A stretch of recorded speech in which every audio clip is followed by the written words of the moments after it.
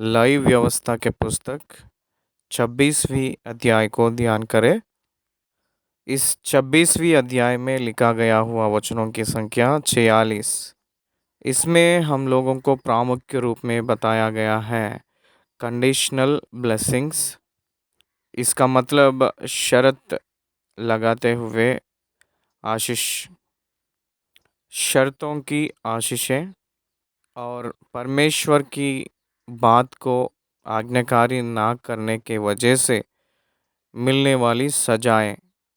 और ये सजाएं 5 प्रकार की रीति से परमेश्वर की बात को नहीं मानेंगे तो फर्स्ट पीरियड में कुछ, और भी बात नहीं मानेंगे तो और कुछ, और भी नहीं सुनेंगे तो नहीं मानेंगे तो और कुछ सजाएं, और भी बात नहीं मानेंगे तो और कुछ सजाएं। ऐसे इसका मतलब परमेश्वर की बात ना मानकर चलेंगे तो सजाएं मिलेंगी, और मन को ना फिराएंगे तो ये पूरा होगा। इसी रीति से परमेश्वर की बातों को इनकार करेंगे तो कुछ कर्सेस, शाप, कुछ परीक्षाएं, कुछ नष्टों यानी कुछ निराशाएं, लमसम 55 उन लोगों को किस रीति से आएगा वो सब कुछ इसमें बताया गया है। इस्राएलियों को परमेश्वर ने चुन लिया है, इस्राएलियों को परमेश्वर ने नियुक्त कर लिया है, इस्राएलियों को परमेश्वर ने बुला लिया है, इस्राएलियों को परमेश्वर ने क्या किया है, बचा लिया है। इस्राएलियों को परमेश्वर नया देश देकर चलाया है। इस्राएलियों को परमेश्वर ने सब कुछ वो ही हुआ है। इस्राएलियों के बीच में परमेश्वर निवास है। इस्राएल के पक्ष परमेश्वर ने व्यवस्था को दिया है। इस्राएलियों के पक्ष परमेश्वर ने भविष्यवक्ताओं को दिए हैं। इस्राएलियों के पक्ष में परमेश्वर राजाओं को दिए हैं। इस्राएलियों के पक्ष में परमेश्वर लॉयल रूप में है। न्याय के हिस्से से वो उनकी तरफ लड़ने के लिए खड़े हैं और वो एक जिम्मेदारी बनकर खड़े हैं। एट द सेम टाइम उन लोग भी परमेश्वर की तरफ, परमेश्वर की बात मानकर चलने वाले बनकर, उनकी व्यवस्था के अनुसार चलने वाले के रूप में बनकर, उनकी बच्चे बनकर वैसे ही रहने के लिए परमेश्वर चाह रहा है। Just like a wife and husband relationship, पति और पत्नी एक दूसरे को किस रीति से वो लोग भरोसा बनकर रहते हैं, एक दूसरे का यकीन करते हैं, एक दूसरे को धोखा ना देकर रहते हैं, वैसा रहना है कहकर परमेश्वर की उद्देश्य है।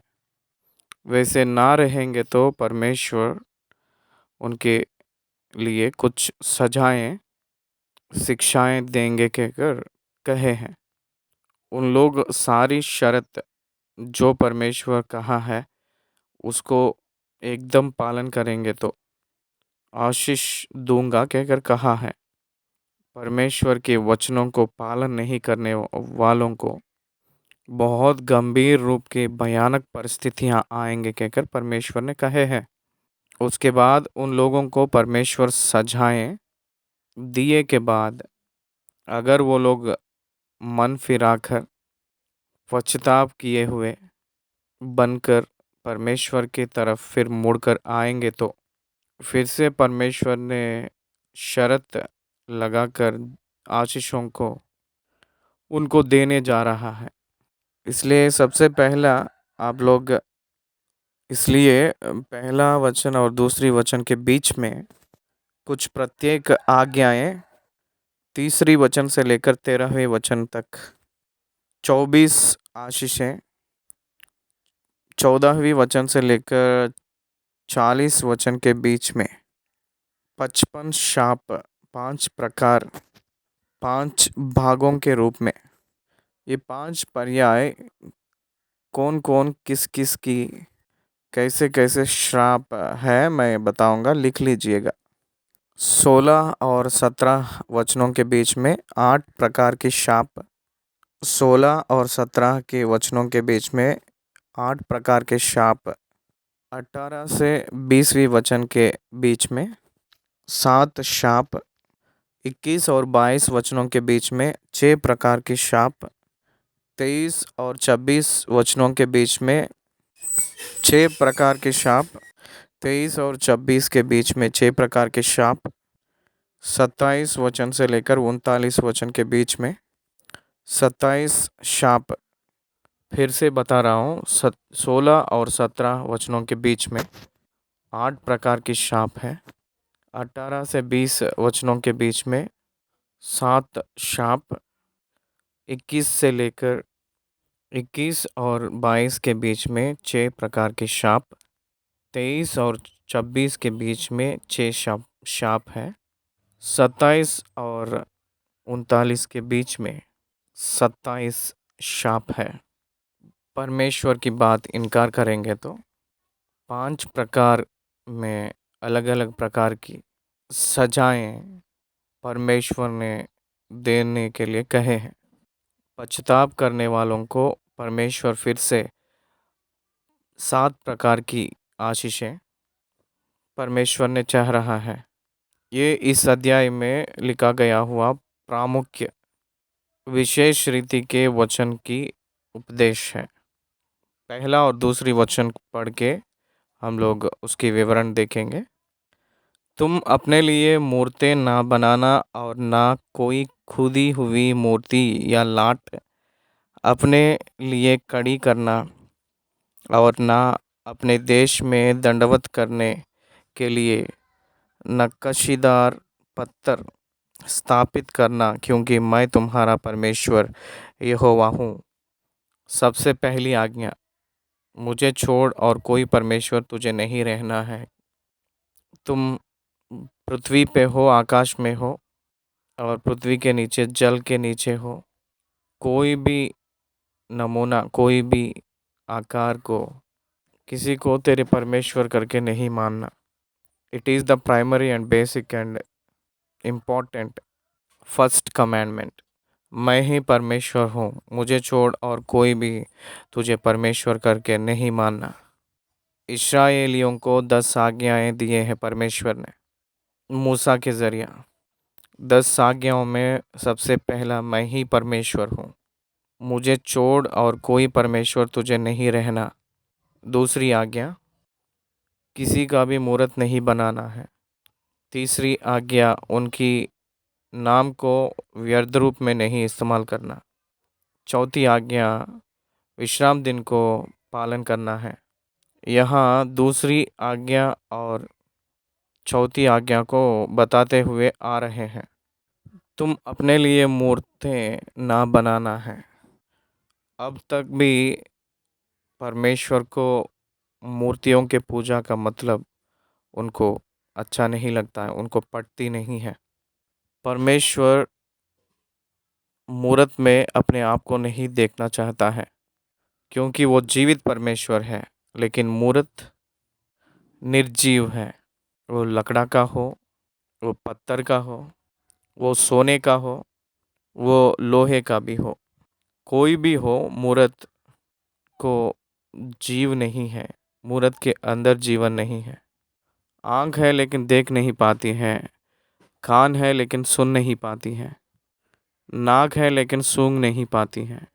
हाथ पैर रहती है लेकिन वो चलती नहीं है और काम भी नहीं करती है। इसलिए परमेश्वर की विरुद्ध है मूर्त।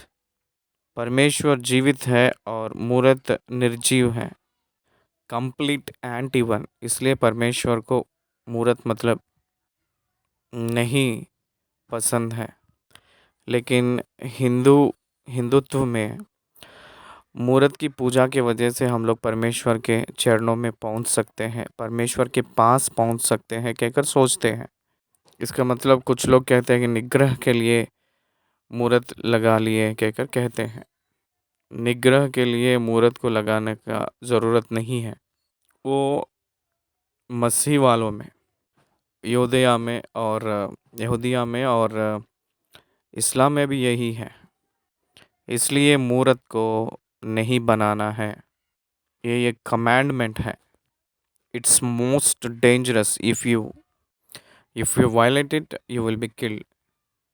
और ना खुदी हुई मूर्ति या लाट अपने लिए खड़ी करना और ना अपने देश में दंडवत करने के लिए नक्काशीदार पत्थर स्थापित करना, क्योंकि मैं तुम्हारा परमेश्वर यहोवा हूँ। आपके देश में ही मूर्त नहीं रहना है। आपके देश में ही सजीवित यानी जीवन परमेश्वर मैं मुझे आप लोग मूर्त के रूप में नहीं बदलना है। कुछ जानवर के रूप में बदल दिए हैं कहकर रोमियो के पत्री पहला अध्याय में पौलुस ने लिखे हैं रोमियो को। उस प्रकार के लोगों के ऊपर परमेश्वर की क्रोध आने वाली है कहकर पौलुस ने कहे हैं। इसलिए मूर्तियों की पूजा निषिद्ध है। ये हिंदू के मित्र लोग सुनकर दुखित मत हो जाइए, क्योंकि परमेश्वर की वचन जो कहती है वही हम कह रहे हैं। परमेश्वर की वचन क्या कह रही हैं? मूर्तों को ना बनाना है। In the old testament and also in the new testament God did not allow in the idol worship. परमेश्वर मूर्तियों की पूजा नहीं चाहता है। तुम मेरे विश्राम दिनों का पालन करना और मेरे पवित्र स्थान का भय मानना। परमेश्वर के पवित्र स्थान को भय मानना है कहकर लिखा है, क्योंकि विश्राम दिन में पवित्र स्थान जो है वो परमेश्वर की मंदिर है। सारी पुराना नियम यीशु मसीह क्रूस पे छठवीं बात जब तक नहीं कहें तब तक वो उस पवित्र मंदिर में परम पवित्र स्थान को और पवित्र स्थान के बीच में जो रखा गया हुआ पर्दा रहते हुए उनके सम्मुख को गायब करके रखी है, ढाँप के रखी है। हर एक साल मूसा जब से ये बातें कहे थे तब से लेकर हर एक साल प्रधान याजक ने जाति प्रायश्चित का दिन लोगों के लिए निर्वहन करते हुए आए हैं। इसीलिए मंदिर को सम्मान करने के लिए कहे हैं, उनकी पवित्र स्थान का भय मानने के लिए कहे हैं। आजकल मंदिर नहीं है। Church building is not the temple of God. Church building is gathering place for the church people, believers. जो लोग विश्वासी लोग इकट्ठा होने के लिए स्थान ही है, लेकिन परमेश्वर जो निवास करने का मंदिर आज नहीं है।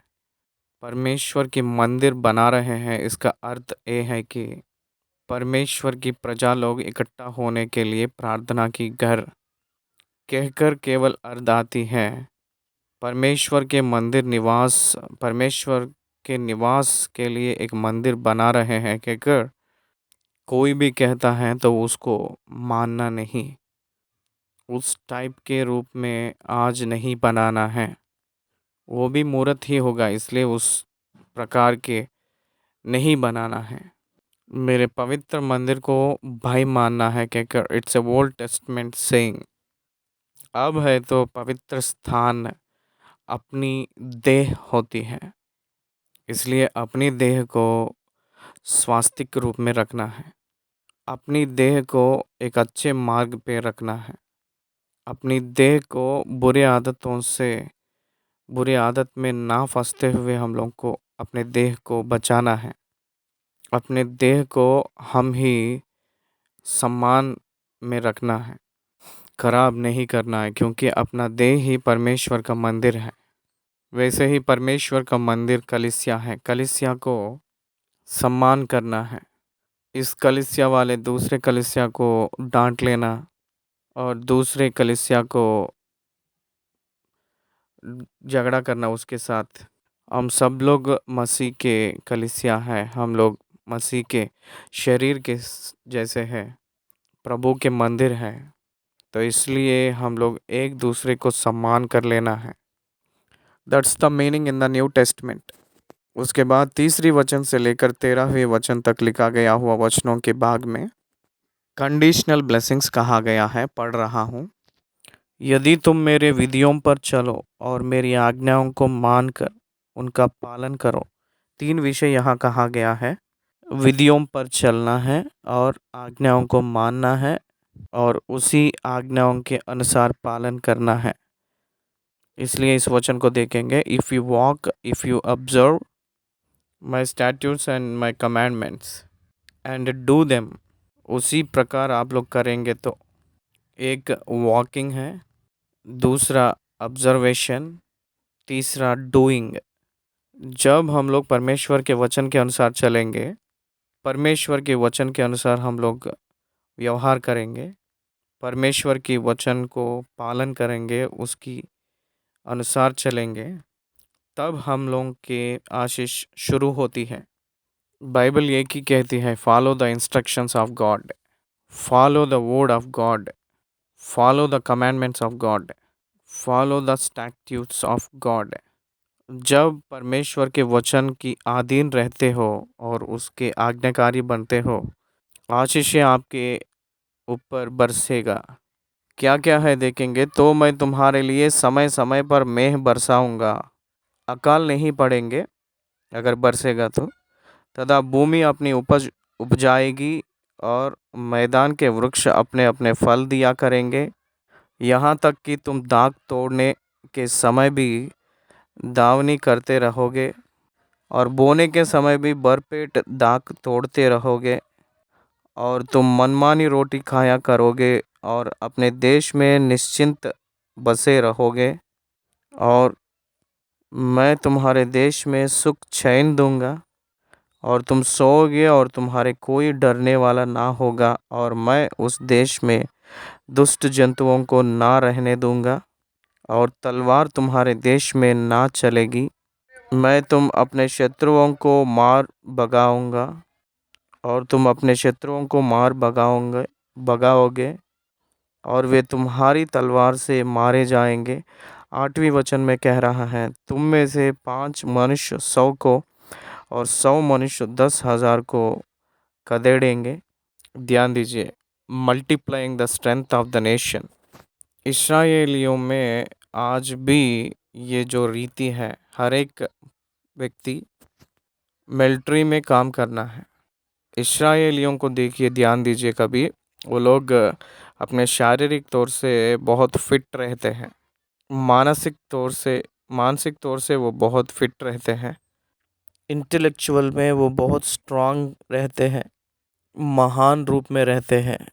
सारी दुनिया में ये जो जाति है, ये लोग महान रूप में रहने का कारण ये है कि उन देशवासियों को दिया गया हुआ व्यवस्था उसी प्रकार वो लोग चले हैं, इसलिए वो लोग हेल्दी रूप में रहते हैं। उन लोग बहुत रोश से रहते हैं। आज भी इस छोटी सी देश को जय पाने के लिए बहुत देश उसके ऊपर यत्न करते हैं, लेकिन उन लोगों की ओर नहीं हो पा रहा है। इस छोटी सी देश को सारी दुनिया में जो सबसे पहले नंबर के देश फिदा हो रही है, क्या कारण है? कारण ये है कि their God and his word, उनकी परमेश्वर और उनकी बात। 5 मनुष्य 100 को और 100 मनुष्य 10,000 को खदेड़ेंगे। अगर 5 लोग 100 लोगों को खदेड़ेंगे तो 100 लोग 2,000 लोगों को ही खदेड़ना है, लेकिन 10,000 लोगों को खदेड़ेंगे कहकर लिखा है। 500 टाइम्स उनकी स्ट्रेंथ एक्सपेंड हो रहा है, मल्टीप्लाई हो रहा है, नॉट डबल, 5 टाइम्स गुना हो रहा है, 5 गुना हो रहा है। 5 लोग 100 लोगों को खदेड़ेंगे तो 100 लोग 10,000 लोगों को खदेड़ना है। किस प्रकार की रीति से मल्टीप्लाई हो रहा है देखिए। शत्रु लोगों को भागना ही काम है और कुछ नहीं है। आपके शत्रु आपके आगे ही नष्ट हो जाएंगे।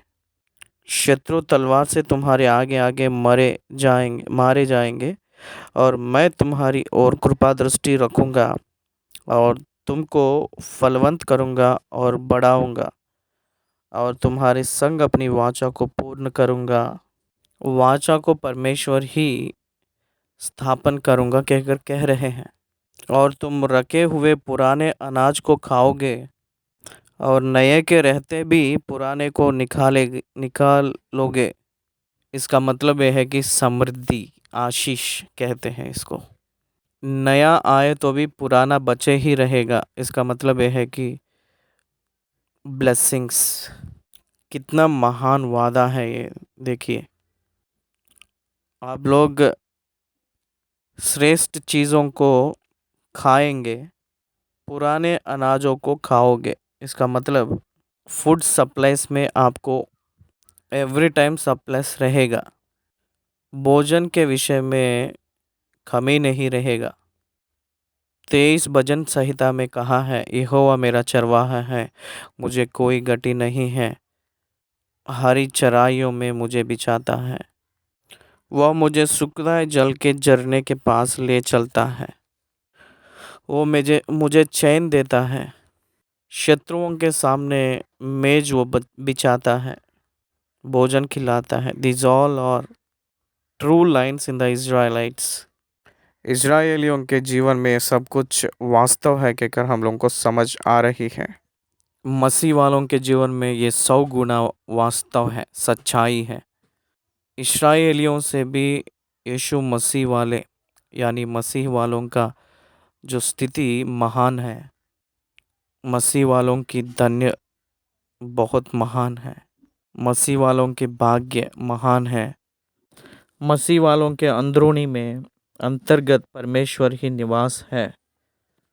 और मैं तुम्हारे बीच अपना निवास स्थान बनाए रखूँगा, और मेरा जी तुम से द्रोणा नहीं करेगा। कितनी धन्य की बात है ये। मेरी जी तुमसे घृणा नहीं करेगा। मैं आपके बीच में रहूँगा और आपके साथ चलूँगा, और मैं तुम्हारे मध्य चला फिरा करूँगा और तुम्हारे परमेश्वर बना रहूँगा, और तुम मेरी प्रजा बने रहोगे। कितनी महान वादाएं हैं ये। मैं आपके बीच में रहूँगा, मेरा निवास स्थान आपके बीच में बना के रखूँगा, और मैं तुमसे घृणा नहीं करूँगा कहकर कह रहे हैं। मैं तो तुम्हारा वह परमेश्वर यहोवा हूँ जो तुमको मिस्र देश से इसलिए निकाल ले आया कि तुम मिस्रियों के दास ना बने रहो। और मैंने तुम्हारे जुए को तोड़ डाला है और तुमको सीधा खड़ा करके चलाया है। What a great God. Jehovah को परमेश्वर के रूप में जो पाते हैं वो जन कितनी धन्य है। सच्ची में धन्य है मेरे प्रियो। जुआ को तोड़ डाला है। God delivered us from the yoke of the enemy. शत्रु के जुआ अपने ऊपर ना रहकर उस जुआ को तोड़ डाला है। जुआ को तोड़ डाला है, हम लोगों को स्वतंत्रित किया है। What a great mystery it is. हर एक व्यक्ति भविष्य के बारे में सोचते हुए डरता है, लेकिन मसीह लोग भविष्य के लिए नहीं डरते हैं, क्योंकि उसका परमेश्वर उसके साथ है। अच्छा पिता को पाया हुआ हर एक बेटा कभी भी डरता नहीं है पिता के जरिया। वैसे ही पिता स्वर्गलोक में है, वो रहने के वजह से कोई भी मसीह डरता नहीं है और दुख नहीं होता है। मेरे 30 साल की सेवकाई के दिनों में मैं बहुत लोगों को तनख्वाह हो, पेमेंट्स हो, किसी को भी कुछ देने के समय जब आती हैं, मैं कभी भी डरा नहीं है। मैं परमेश्वर के ऊपर भरोसा करके रखा हूँ। परमेश्वर उस सब को रखा है। माई गॉड इज़ अलाइव। वो मेरे जुआओं को तोड़ डाला है। मुझे वो सीधा खड़ा करके चलाया है। सीधा चलाया है। समाज में मुझे इज्जत दिया है परमेश्वर ने। ये पूरा आशीष है कब? परमेश्वर की बात माने सो जब, परमेश्वर के बात के अनुसार चलते हुए जब, परमेश्वर के बात को सुनकर मानकर व्यवहार करते समय। 14वीं वचन से लेकर 39 वचन में लिखा गया है, वहाँ तक लिखा गया हुआ 55 शाप। कितने? 55 शाप। 5 टाइम्स। एक बार नहीं सुनेंगे तो फिर एक बार, फिर एक बार, और भी नहीं सुनेंगे तो और श्राप। मनुष्य का हृदय कितना कठिन है। कितने भी परीक्षाएं आए, कितने भी कष्ट आए, कितने भी जीवन में मुसीबतें आए, हाय मेरे जीवन में ये जो कठिन परीक्षाएं, कठिन समस्याएं, कठिन दुख मेरे पाप के वजह से पूरा हुआ है। मेरी जो अनाज्ञाकारिता के वजह से ये पूरा हुआ है कहकर मैं वचन को नहीं मानने के वजह से, वचन की आदि ना रहने के वजह से ये पूरा हुआ है कहकर कोई भी नहीं सोच रहा है। डिग्रीज ऑफ चैस्टाइजमेंट, सजाएं बढ़ाते हुए जा रहा है परमेश्वर ने, तो भी नहीं बदल रहे हैं प्रजा लोग। अगर बदलेंगे तो मैं फिर से आशीष दूंगा कहकर कह रहे हैं प्रभु ने। 14वीं वचन से लेकर 39वीं वचन तक लिखा गया हुआ वचनों के बीच में जो हम देखना है, यदि तुम मेरी ना सुनोगे और इन सब आज्ञाओं को ना मानोगे और मेरी विधियों को निकम्मा जानोगे और तुम्हारी आत्मा मेरे निर्णय से घृणा करे और तुम मेरी सब आज्ञाओं का पालन ना करोगे वरन मेरी वाचा को तोड़ोगे। 5 सिंस, 5 प्रकार के पाप। एक, बात नहीं मानना। दूसरा, आज्ञाओं को ना मानना। तीसरा, विधियों को निकम्मा जानना। चौथा, निर्णय से घृणा करना। और पांचवा, मेरी सब आज्ञाओं को पालन ना करके मेरी वाचा को तोड़ना। ये 5 प्रकार की पाप जो उन्होंने करेगा उसको सजाएं, 55 सजाएं। 16 और 17 के वचनों में 8 प्रकार की सजाएं हैं। पढ़ रहा हूँ, ध्यान से सुनिए। तो मैं तुमसे यह करूँगा, अर्थात मैं तुमको बेचैनी करूँगा, क्षय रोग और ज्वर से पीड़ित करूँगा और इनके कारण तुम्हारी आंखें धुंधली हो जाएगी और तुम्हारे मन अति उदास होगा और तुम्हारे बीज बोना व्यर्थ होगा क्योंकि तुम्हारे शत्रु उसकी उपज खा लेंगे और मैं भी तुम्हारे विरुद्ध हो जाऊंगा और तुम अपने शत्रुओं से हार जाओगे और तुम्हारे बैरी तुम्हारे ऊपर अधिकार करेंगे और जब कोई तुमको खदेड़ता भी ना होगा तब भी तुम भागोगे। ध्यान दीजिए, अगर 5 प्रकार के पाप अगर हम करेंगे ऊपर जो कहा गया है तो बाद में इमीडिएटली हम लोगों को जो मिलने वाली शाप यानी सज़ा, 8 प्रकार की सजाएं होती है इमीडिएटली। ये 8 आए के बाद में भी 18वीं वचन, और यदि तुम इन बातों के उपरांत भी मेरी ना सुनो तो तुम्हारे पापों के कारण तुम्हें 7 गुणी ताड़ना और दूंगा। इसका मतलब यह है कि डिग्री बढ़ाए है परमेश्वर ने। और 18 से लेकर 20वीं वचन तक 7 प्रकार के शाप यहाँ कहते हुए आ रहे हैं।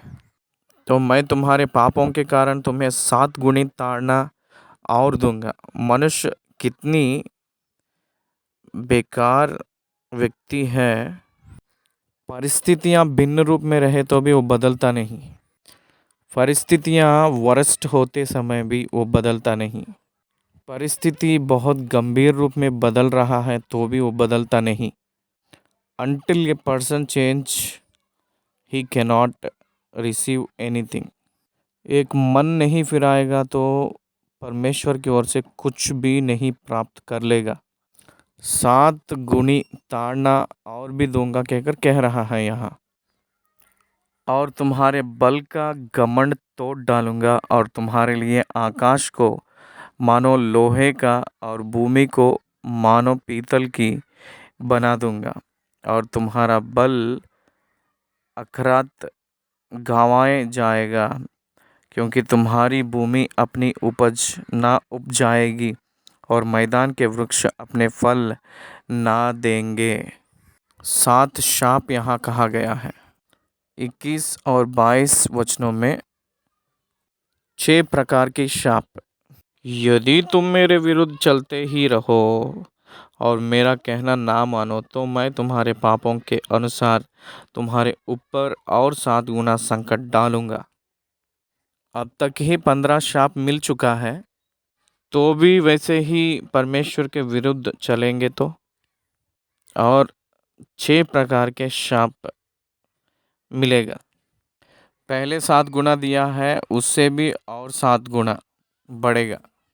ध्यान दीजिए सजाएं किस प्रकार की रीति से और बढ़ा रहे हैं परमेश्वर ने, तो भी वो लोग बदलते नहीं हैं।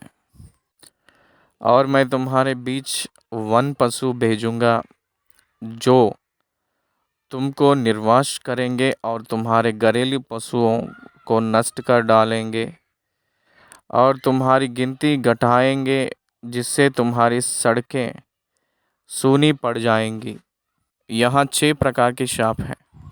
23वें वचन में, फिर यदि तुम इन बातों पर भी मेरी ताड़ना से ना सुधरे और मेरे विरुद्ध चलते ही रहो, इसका मतलब और भी नहीं बदलेंगे तो। That's the 4th time. 23 से लेकर 26 वचन के बीच, 23 से लेकर 26 के वचनों के बीच में लिखा गया हुआ शाप, 6 प्रकार के शाप।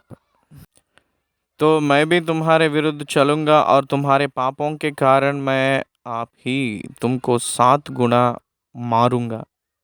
फिर 3rd टाइम बता रहे हैं कि फिर 7 गुना बढ़ाऊंगा कहकर कह रहे हैं। और मैं तुम पर एक ऐसी तलवार चलाऊंगा जो वाचा तोड़ने का पूरा पलटा लेगी। और जब तुम अपने नगरों में जाकर इकट्ठे होंगे, तब मैं तुम्हारे बीच मरी फैलाऊंगा और तुम अपने शत्रुओं के वश में सौंप दिया जाओगे। जब मैं तुम्हारे लिए अन्न के आधार के दूर कर डालूंगा, तब 10 स्त्रियां तुम्हारी रोटी एक ही तंदूर में पकाकर तौल तौल कर बांट देंगी और तुम खाकर भी तृप्त ना होंगे। चौथी भाग के श्राप में और कठिन श्राप दे रहा है। ये एक सजा को एक्सप्लेन करने के लिए मिनिमम एक ईच 10 मिनट्स पकड़ती है। ऐसे कुछ घंटों तक हम लोग बात कर सकते हैं। ये हम लोग को समझ में नहीं आने वाली बात कुछ नहीं है इसमें। आप लोग मन लगाकर सोचेंगे तो आपको ही समझ आएगी। इसलिए परमेश्वर की बात को विरुद्ध में रहकर उसके अनुसार ना चल के अच्छा से चलिएगा। उसके बाद 27वें वचन से लेकर 39 वचन तक अगर हम देखेंगे तो इसमें हम लोगों को 27 शाप मिलेगी। एक के बाद एक पढ़ लेंगे। फिर यदि तुम इसके उपरांत भी मेरी ना सुनोगे, किस प्रकार 7 गुना 7 गुना 7 गुना सजा बढ़ाते हुए आए के बाद 28वीं शाप अभी तक दिए तो भी तब भी मेरी बात ना मानकर मेरे विरुद्ध आप चलेंगे तो 28वें वचन में लिखा है, तो मैं अपने न्याय में तुम्हारे विरुद्ध चलूँगा और तुम्हारे पापों के कारण तुमको 7 गुनी ताड़ना भी और भी दूंगा। मैं न्याय में तुम्हारे विरुद्ध चलूँगा कहकर कहे हैं। This is the supreme punishments. मैं ही विरुद्ध चलूँगा कहकर कह रहे हैं यहाँ। अगर परमेश्वर ही विरुद्ध हो जाएगा तो कितना भयंकर रहेगा देख लीजिएगा। तुम्हारे पापों के कारण तुमको 7 गुनी ताड़ना और भी दूंगा, और तुमको अपने बेटों और बेटियों का मांस खाना पड़ेगा। देखिए कितना डेंजर है। They will become cannibals. वो भी खुद के बेटों का भोजन खाना है, इसका मतलब यह है कि कितना भयानक चीज़ है ये। दूसरी राजाओं के पुस्तक 14 अध्याय में यही परिस्थिति उस देश में है। इस्राएल राजा ने चल रहा था, 2 स्त्री लोग आकर, हे प्रभु राजा, कल स्त्री की बच्चा को हम लोग काट के खाए हैं, आज उसकी बेटा का भोजन को खाने के लिए अगर हम लोग बात कर रहे थे, झगड़ा कर रहे थे, तो उस समय राजा कपड़े फाड़ कर रो रहा था, वस्त्र को फाड़ कर रो रहा था। कितनी भयानक शाप है ये। बच्चों को काट कर खाना क्या है ये? मैं कह रहा हूँ ना, कितना महान बातें, महान एक्सप्लेनेशन एक एक शाप को विवरण देने के लिए है। इसलिए मेरे प्रिय परमेश्वर के पुत्रों, परमेश्वर की आशीष से भी उसकी बात ना मानने के वजह से आने वाली शाप की संख्या बढ़कर दिख रही है।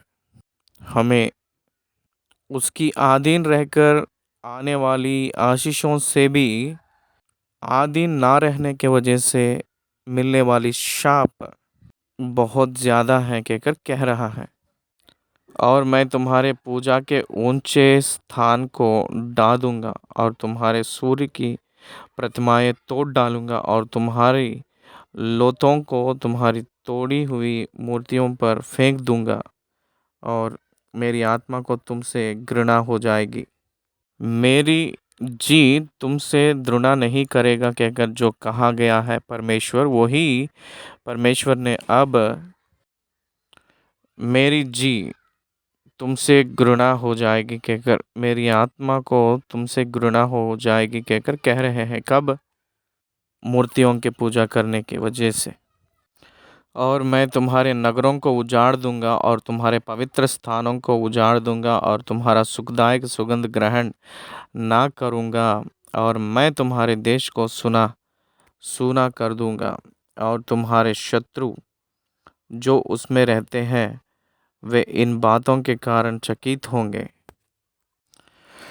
और मैं तुमको जाति जाति के बीच तितर बितर करूँगा, और तुम्हारे पीछे पीछे तलवार खींचे रहूँगा, और तुम्हारा देश सूना हो जाएगा, और तुम्हारे नगर उजड़ उजाड़ हो जाएंगे।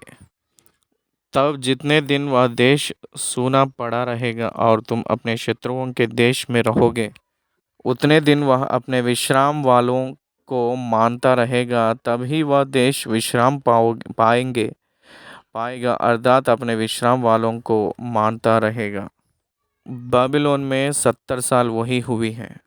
यहूदा यहूदा ने राजा सिदकिय्याह जब पालन कर रहा था, उस समय नबूकदनेस्सर ने सिदकिय्याह राजा के आँखों को उखाड़कर उन सबको बाबिलोन में ले जाकर मार डाला था। उसके बाद 3 राजाओं को दिए के बाद में भी वो लोग खड़े नहीं हो पाए थे। 3 बार वो लोग बाबिलोन में गुलामी बनकर गए हैं।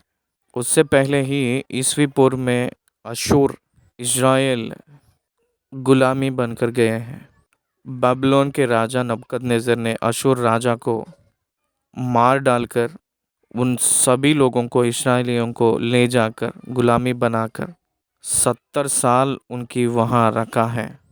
सोच लीजिए, परमेश्वर जो वचन कहा है, तो जो कहा है वो बिल्कुल करने के लिए वो करता है कहकर दिखाया है करके। जितने दिन वह सूना पड़ा रहेगा उतने दिन उसका विश्राम रहेगा, अर्थात जो विश्राम उसको तुम्हारे वहाँ बसे रहने के समय तुम्हारे विश्राम वालों में ना मिला होगा, वह उसको तुम मिलेगा। और तुम में से जो बच रहेंगे और अपने शत्रुओं के देश में होंगे, उनके हृदय में मैं कयारता उपजाऊंगा, और वे पत्ते के कड़खने खड़खाने से भी भाग जाएंगे, और वे ऐसे ही भागेंगे जैसे कोई तलवार से भागे, और किसी के बिना पीछा किए भी वे गिर गिर पड़ेंगे। कितनी महान हिम्मत वाले इस्राएलियों ने पत्ते का आवाज सुनकर भागेंगे के अगर लिखा है। उनके मन दुर्बल हो जाते हैं। जब कोई पीछा करने वाला ना हो तब भी मानो तलवार के बाई से वे एक दूसरे से ठोकर खा खा कर गिरते जाएंगे, और तुमको अपने शत्रुओं के सामने ठहरने की कुछ शक्ति ना होगी। तब तुम जाति जाति के बीच पहुंचकर नष्ट हो जाओगे, और तुम्हारे शत्रुओं की भूमि तुमको खा जाएगी। इसका मतलब आपको देश नहीं रहता है। यीशु मसीह को क्रूस पर चढ़ाने के कारण आप लोग जनता के रूप में ना रहकर नष्ट हो जाएंगे। ईस्वी पूर्व 70वीं शताब्दी में टाइटस कहकर रोमन गवर्नर ने इस्राएलियों को सारी दुनिया के चारों ओर सब लोगों को भगा दिया है, तितर बितर कर दिया है, और मंदिर को नाश कर दिया था। इस्राएलियों को ईस्वी पूर्व 70वीं साल से लेकर 1948 तक उन लोगों को नक्शा में देश ही ना रहकर चले गया था।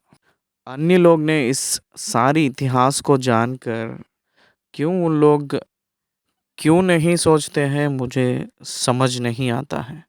इस्राएलियों के परमेश्वर की बुलाहट को मानकर आदम से लेकर इस्राएलियों का देश की नियुक्त करना, ये सब कुछ आदम से लेकर अब्राहम को परमेश्वर ने बुलाकर वहाँ से लेकर इस्राएल के देश तक, ये सब कुछ देखकर भी अन्य लोग क्यों विश्वास नहीं करते हैं, मुझे समझ में नहीं आती है। परमेश्वर मूर्तियों की पूजा नहीं चाहिए कि अगर जितने भी कहे तब भी उसको नहीं छोड़कर किस रीति से रहते हैं, मुझे अभी तक समझ नहीं आती है।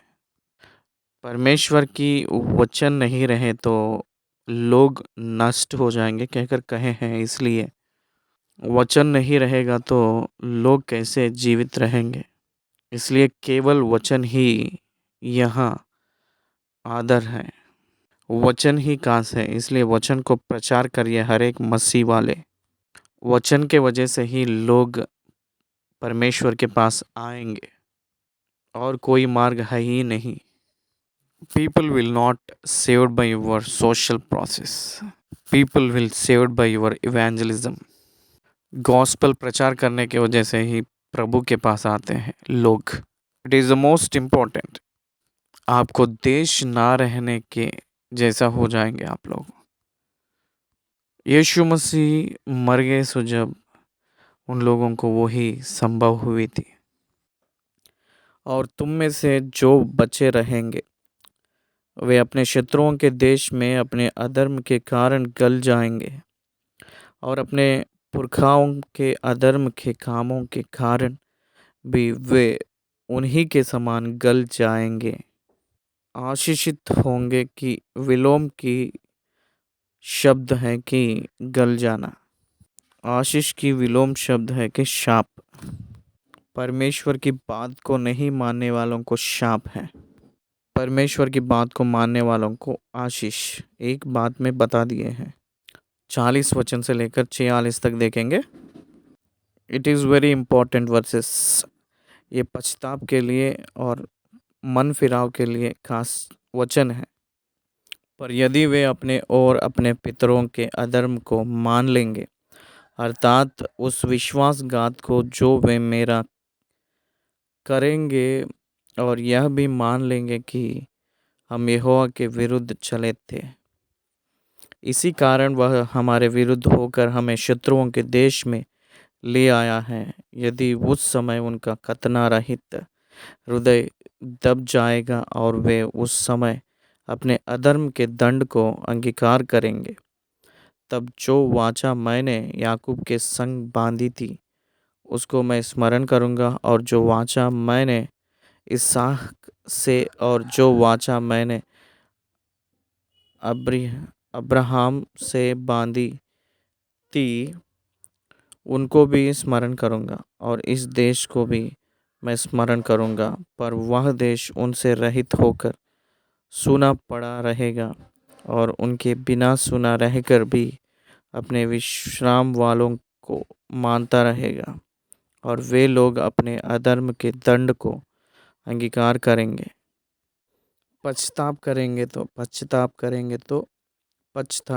तो मैं एक पापी हूँ, मेरे पाप के कारण ही ये सब कुछ आई है कहकर रियलाइज होंगे तो आप न्याय करने वाला है, मुझे याद कर ले कहकर अगर पूछेंगे तो वाचा को फिर से याद कर लेगा। ये पुराना नियम में कहे हैं, लेकिन नया नियम में वाचा को नष्ट करना ही नहीं है।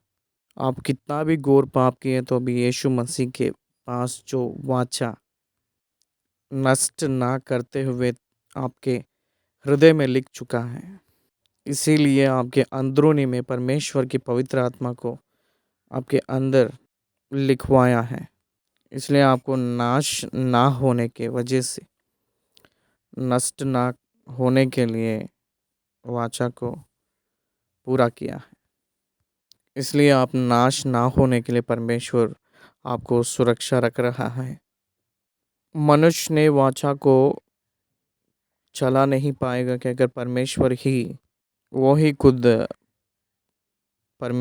खुद मनुष्य से अनकंडीशनल वाचा को नियुक्त किया है। That is new testament.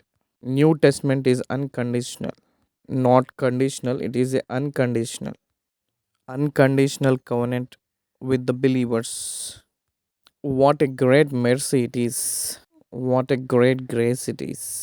कितना महान आशीष और सच्ची में अनुग्रह है ये। दयालु परमेश्वर हम लोगों के ऊपर दया दिखाया है। Now we are sinners. रोमियो के पत्री 5वीं अध्याय में पौलुस ने कहे हैं, हम लोग पापी रहकर भी और भी हम लोग शत्रु के रूप में रहे तो भी यीशु मसीह अपने लिए मरा है। What a great God. What a great and wonderful covenant through Jesus Christ. यीशु मसीह के वजह से हम लोगों को जो मिला हुआ आशीष, कितने आशीष की वाचा हमको मिला है उसको याद करना है। उस दिन अब्राहम से जैसे वादा किया था वैसे यीशु मसीह उनके प्रिय पुत्र पिता परमेश्वर ने अपने नाम के कारण किया हुआ वाचा कलीसिया आज अनुभव कर रहा है। I am saved because of my God's goodness, because of my God's grace, because of my God's faith, right? और यह भी मान लेंगे कि यह यहोवा के विरुद्ध चले थे, इसी कारण वह हमारे विरुद्ध होकर हमें शत्रुओं के देश में लिया आया है। यदि उस समय उनका कथना रहित हृदय दब जाएगा और वे उस समय अपने अधर्म के दंड को अंगीकार करेंगे, तब जो वाचा मैंने याकूब के संग बांधी थी उसको मैं स्मरण करूँगा, और जो वाचा मैंने इसहाक से और जो वाचा मैंने अब्राहम से बांधी थी उनको भी स्मरण करूँगा, और इस देश को भी मैं स्मरण करूँगा। पर वह देश उनसे रहित होकर सूना पड़ा रहेगा, और उनके बिना सूना रहकर भी अपने विश्राम वालों को मानता रहेगा, और वे लोग अपने अधर्म के दंड को अंगीकार करेंगे। इसी कारण से उन्होंने मेरी आज्ञाओं का उल्लंघन किया था और उनकी आत्माओं को मेरी विधियों से घृणा थी। इतने पर भी जब वे अपने शत्रुओं के देश में होंगे तब मैं उनको इस प्रकार नहीं छोड़ूंगा। परमेश्वर फिर से रिस्टोरेशन शुरू किया है। यशायाह के पुस्तक में हम लोग को यही पता चलता है। पहले 39 अध्याय सजा के बारे में बात करेंगे तो बाकी 27 अध्याय रेस्टोरेशन के बारे में बात किए हैं। God restore his people his by giving the forgiveness. पाप की क्षमा को फिर से परमेश्वर देने के लिए उस समर्थी है। और ना उनसे ऐसी घृणा करूँगा कि उनका सर्वनाश कर डालूं और अपनी वाचा को तोड़ दूं जो मैंने उनसे बांधी है, क्योंकि मैं उनका परमेश्वर यहोवा हूँ। मैं रहने वाला बोलने वाला हूँ। मैं जो हूँ सो हूँ। मैं बदलता नहीं हूँ। मैं पहले से ही बता रहा हूँ, आदि में रहेंगे तो आशीष, अगर इनकार करेंगे तो शाप, पश्चाताप करेंगे तो फिर से आशीष। मेरे अंदर बदलाव नहीं है। मैं पहले से ही ये बातें बता रहा हूँ। सारी बाइबल के इतिहास यही बता रही हैं कि वो बदलता नहीं है। वो हम लोगों को नाश ना करते हुए है, इसलिए हम लोग अभी भी नाश नहीं हुए हैं कहकर वचन कहती हैं। परंतु मैं उनकी भलाई के लिए उनको उनके पितरों से बांधी हुई वाचा को स्मरण करूँगा, जिन्हें मैं अन्य जातियों की आंखों के सामने मिस्र देश से निकाल कर लाया कि मैं उनका परमेश्वर ठहरूं। मैं यहोवा हूँ। जो विधियों और नियम और व्यवस्था यहोवा ने अपनी और इस्राएलियों के लिए सीनाई पर्वत पर मूसा के द्वारा ठहराई थी, वे यही है। परमेश्वर इस्राएलियों के लिए दिया गया हुआ न्याय और आज्ञा यही है कहकर बताया है। इसलिए 26वीं अध्याय समाप्त हुई है। धन्यवाद। परमेश्वर की आशीषें, परमेश्वर की शाप, कंडीशनल ब्लेसिंग्स, और जो रिपेंट होते हैं, पश्चाताप होकर वापस मुड़ते हैं, उन लोगों को आशीषें हम लोग देख रहे हैं। परमेश्वर कोई मनुष्य को नाश होने के लिए नहीं चाहता है कहकर इस अध्याय के जरिया हमको समझ आ रही है।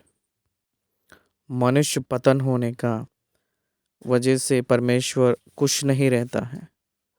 मनुष्य आग की भट्टी में जाना परमेश्वर को नहीं इच्छा है। हम लोग पश्चाताप करके उसके पास आने के लिए वो चाह रहा है। वैसे वापस आएंगे तो मैं स्मरण करूँगा कह रहा है। वापस आओ कहकर, इस्राएलियों को वापस आओ कहकर बुलाहट भेजा है। विश्वासियों को कम बैक टू अगेन कहकर बुला रहा है। जो उड़ा पुत्र के लिए इंतज़ार किया हुआ पिता के समान विश्वासी होकर आप बिगड़ गए हैं क्या? आपके लिए परमेश्वर इंतज़ार करते हुए बुला रहा है। 26वीं अध्याय समाप्त हुई है। धन्यवाद।